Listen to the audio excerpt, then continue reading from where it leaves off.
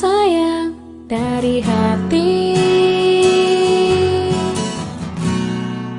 kini tak terbendung lagi. Yang telah lama aku nanti,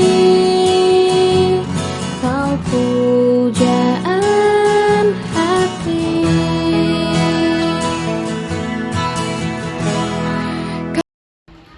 Assalamualaikum Pak. Waalaikumsalam. Iya. Selamat pagi Pak. Bagaimana kabar Bapak hari ini? Alhamdulillah. Semangat. Semangat Pak, semangat. Iya. Jadi hari ini Pak, saya akan berbincang-bincang dengan Bapak. Ya. Dan ada beberapa pertanyaan nanti yang akan saya tanyakan kepada Bapak. Ini mengenai tugas demonstrasi kontekstual 3.1. Mengenai pengambilan keputusan berbasis nilai-nilai kebajikan sebagai pemimpin Pak. Iya, jadi kita mulai saja Pak. Ya. Iya. Pertanyaan pertama Pak, selama ini bagaimana Bapak dapat mengidentifikasi kasus-kasus yang merupakan dilema etika atau rujukan moral Pak? Untuk lingkungan sekolah saya, Iya Pak. nah, kebetulan sekolah saya adalah sekolah pelaksana sekolah pokok. Iya. Jadi untuk mengidentifikasi hal-hal yang merupakan dilema yang dilakukan oleh warga sekolah, yang pertama adalah kami melakukan bincang-bincang santai dengan teman-teman. Dan bincang santai itu karena kami mengkaji untuk mendapatkan informasi dari teman-teman, mulai dari kelas 1 sampai kelas 6, begitu juga guru mata pelajaran. Mereka akan mengungkapkan unik-uniknya atau masalah yang akan dihadapi masing-masing pada kesehariannya itu. Jadi disitulah akan pihak sekolah akan mendapatkan artinya apa-apa yang menjadi kendalanya untuk teman-teman di kelas. Jadi dari pembahasan itu meskipun duduk santai, bicara santai, tapi bermakna dan punya alur pembicaraan, terarah. Jadi disitulah kita akan terus pokok-pokoknya, terus kita akan bincang santai untuk mendapatkan solusinya. Jadi sudah mengidentifikasi, terkumpul, kemudian kita cari solusinya. Iya, itu Pak ya. Iya. Kita lanjut Pak ya, pertanyaan kedua. Selama ini bagaimana Bapak menjalankan pengambilan keputusan di sekolah Bapak, terutama untuk kasus-kasus di mana ada dua kepentingan yang sama-sama benar atau sama-sama mengandung nilai kebajikan? Ya. Untuk pengambilan keputusan selaku leader di sekolah ini, artinya bukan hanya mengambil keputusan di sepihak. Jadi kami tetap menerima masukan dari semua pihak, unsur-unsur yang ada di sekolah ini, baik dari teman-teman guru maupun dari tenaga pendidikan. Sebelum kami mengambil keputusan, meskipun misalnya itu dua hal yang sama pentingnya, akan tapi kita akan memilah mana yang lebih penting dan yang mana yang lebih artinya yang lebih menguntungkan demi teman sekolah juga kepada anak didik kita. Jadi tentunya semua keputusan diambil atas kesepakatan bersama. Jadi bukan hanya bahwa top down dari semua keputusan yang datang dari kepala sekolah, tapi itu muncul juga dari bawah. Kemudian nanti kita simpulkan bahwa ini yang terbaik menurut kesepakatan kita. Jadi tetap ada kesepakatan bersama. Iya, jadi intinya kesepakatan bersama ya Pak ya. Iya. Kita lanjut Pak ke pertanyaan berikutnya. Langkah-langkah atau prosedur seperti apa yang biasa Bapak lakukan selama ini? Langkah-langkahnya untuk mengambil suatu keputusan yang misalnya kepemimpinan. Pertama adalah itu identifikasi tadi. Hasil identifikasi itu akan kami kumpulkan, kemudian kita rembutkan bersama. Itu yang pertama. Yang kedua, sebelum mengambil suatu keputusan, sebagai solusinya adalah itu menerima masukan-masukan dari teman, kira-kira mana kita pilih dulu, memilih mana yang perlu pandangan lebih utama. Maka itulah yang menjadi fokus dalam pengambilan suatu keputusan. Jadi tetap ada strategi mana yang lebih efektif supaya ini tidak merugikan satu pihak. Kemudian selanjutnya Pak, hal-hal apa saja yang selama ini Bapak anggap efektif dalam pengambilan keputusan pada kasus-kasus dilema etika ini Pak? Ya, kasus yang dilema etika adalah tetap melakukan kami akan mengkaji lebih dalam akar masalahnya itu. Iya. Tetap akan mencari akar masalahnya, baru kita terbuka bersama untuk mencari solusinya. Iya. Untuk apa namanya, dari masalah-masalah itu, dilema daripada ini ya tetap kita fokus pada kebersamaan. Jadi tetap membersihkan semua Iya. unsur yang ada di sekolah. Iya, itu sekali Pak. Kita lanjut Pak.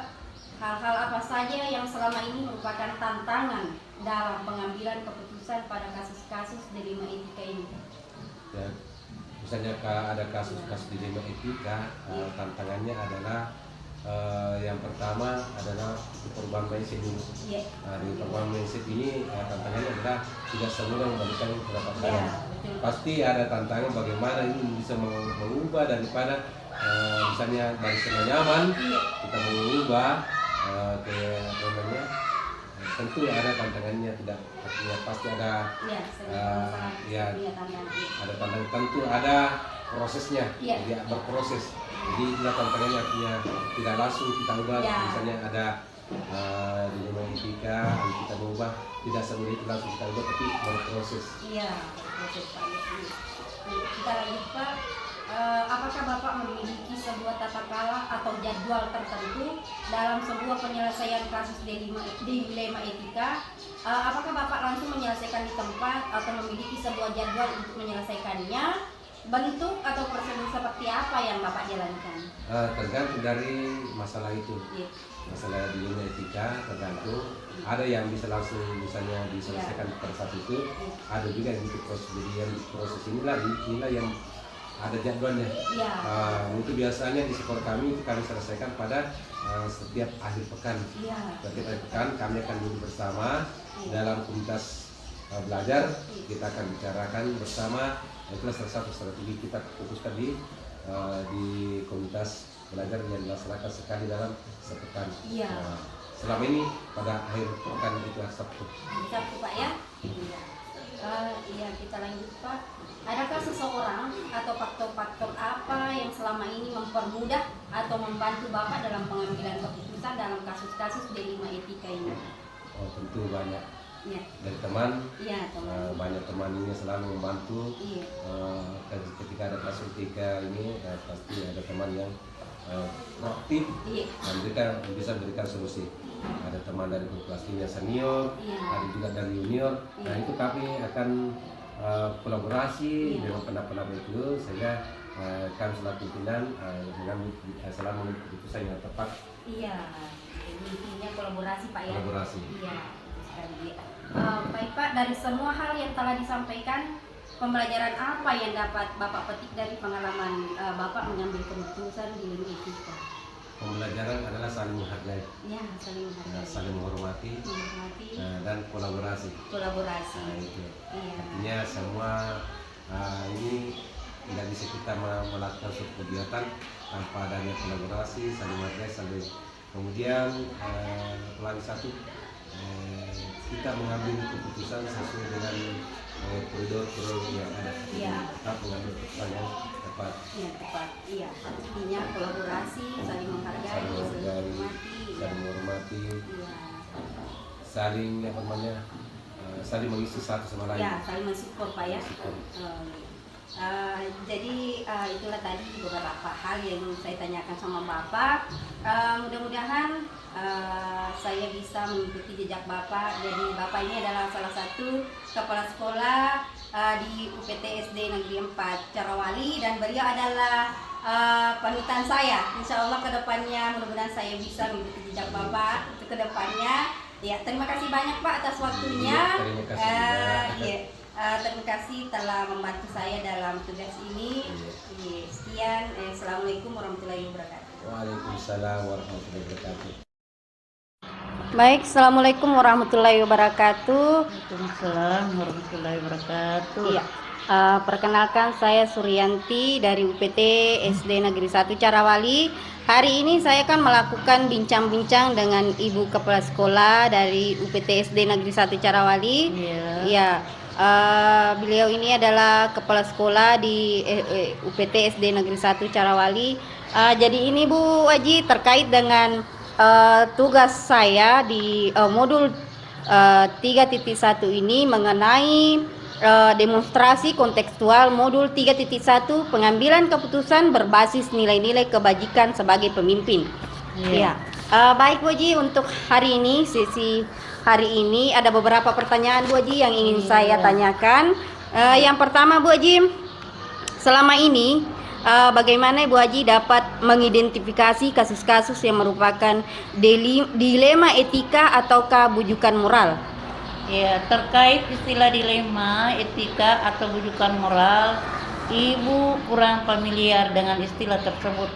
Namun, ketika menghadapi masalah yang bermacam-macam di sekolah, Ibu selalu berusaha untuk memahami dulu akar permasalahannya, supaya tidak salah dalam membuat keputusan.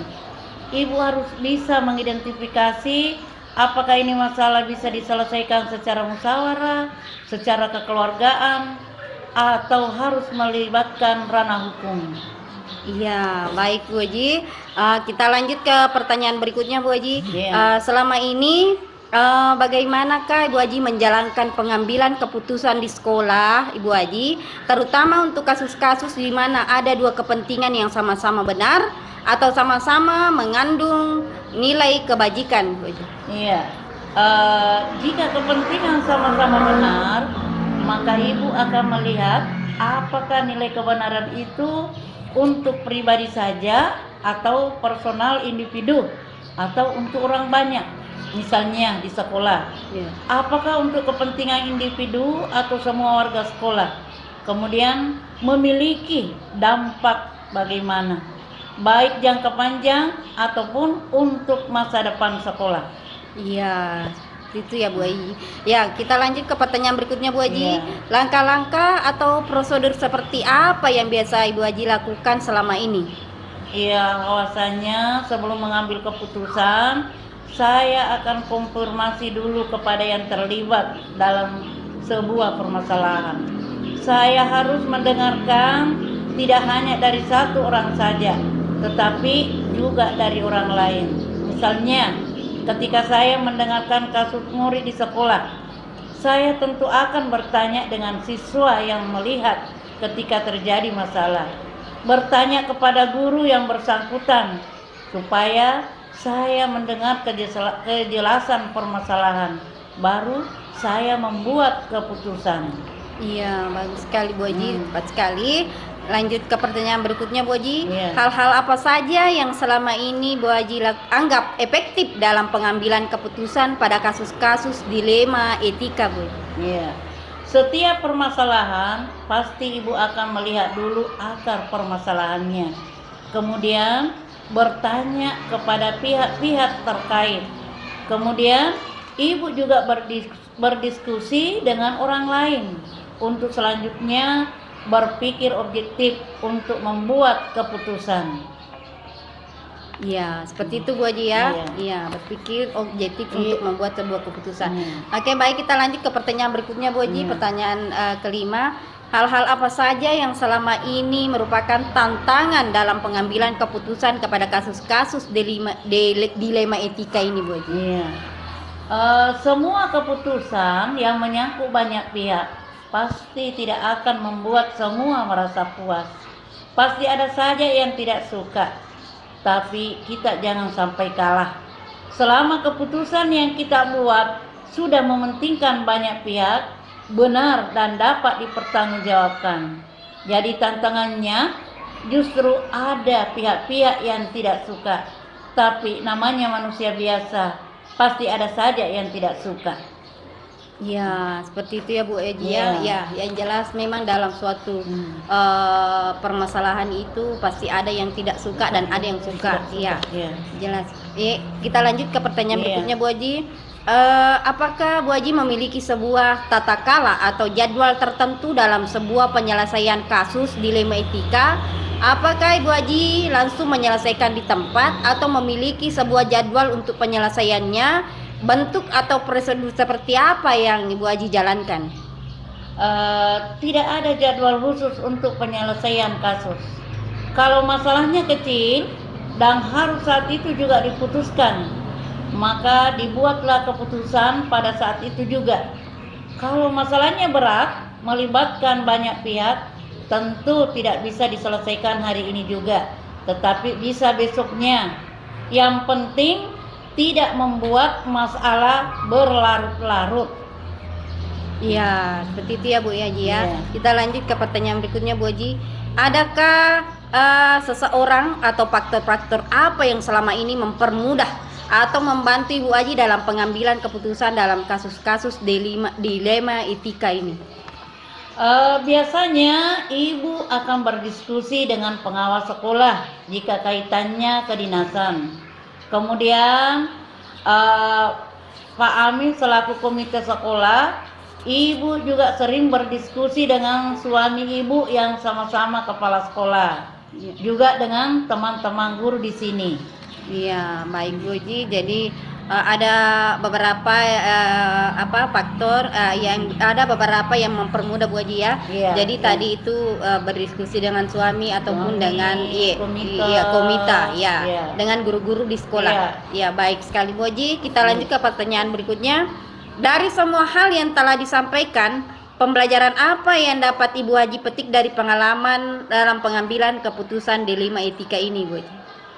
Jadi dalam mengambil suatu keputusan tidak perlu terburu-buru, harus hati-hati, harus juga berpikir ini masalahnya apa, kemudian baru mengambil keputusan. Tentu kita bisa berkolaborasi dengan pihak lain yang bisa mengatasi permasalahan yang sedang dihadapi. Iya, oke Bu Haji, terima kasih banyak atas waktunya mengenai wawancara untuk hari ini. Jadi tadi saya sudah ada beberapa poin yang sudah saya dapatkan dari Bu Haji. Mudah-mudahan kedepannya Bu Haji kita bisa dalam pengambilan keputusan ini kita bisa lebih bijak lagi ke depannya Bu Haji. Iya, oke. Iya Bu Haji, terima kasih banyak atas waktunya. Assalamualaikum warahmatullahi wabarakatuh. Waalaikumsalam warahmatullahi wabarakatuh.